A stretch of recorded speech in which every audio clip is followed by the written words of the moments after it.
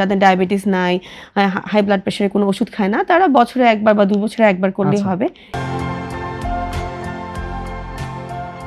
এমন কোনো বিষয় কি রয়েছে বা এমন কোনো চেকআপের বিষয় রয়েছে যে এতদিন পর পর একজন কিডনি রোগ বিশেষজ্ঞের নিকট আমাদের দ্বারস্থ হওয়া উচিত?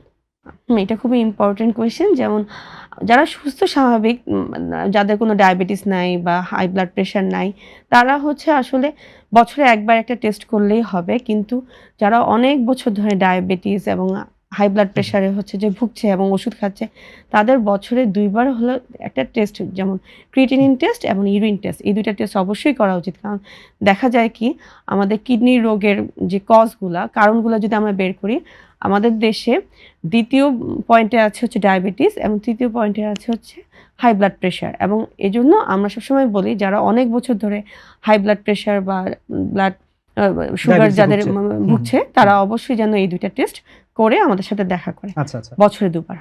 এক্সট্রিম মশার কয়েল প্ল্যান্ট ফাইবার দিয়ে তৈরি, তাই সহজে ভাঙে না, সুগন্ধিযুক্ত ও নিরবিচ্ছিন্নভাবে জ্বলে। ডেঙ্গু, চিকুনগুনিয়া বাহি সহ যে কোনো মশার বিরুদ্ধে দেয় এক্সট্রিম সুরক্ষা। এটি আসলে সব মানুষের জন্য আপনারা এই অ্যাডভাইস দিয়ে থাকেন? না, আসলে সব মানুষের জন্য না। যারা সুস্থ স্বাভাবিক, যাদের হচ্ছে যে লাইফস্টাইল মানে যারা রেগুলারলি ফলো করে এবং যাদের ডায়াবেটিস নাই, হাই ব্লাড প্রেশারের কোনো ওষুধ খায় না, তারা বছরে একবার বা 2 বছরে একবার করলেই হবে। কিন্তু ডায়াবেটিস, হাই ব্লাড প্রেশার অথবা যাদের বয়স 40-এর বেশি, তাদেরকে আমরা আসলে এই অ্যাডভাইসটা করে থাকি।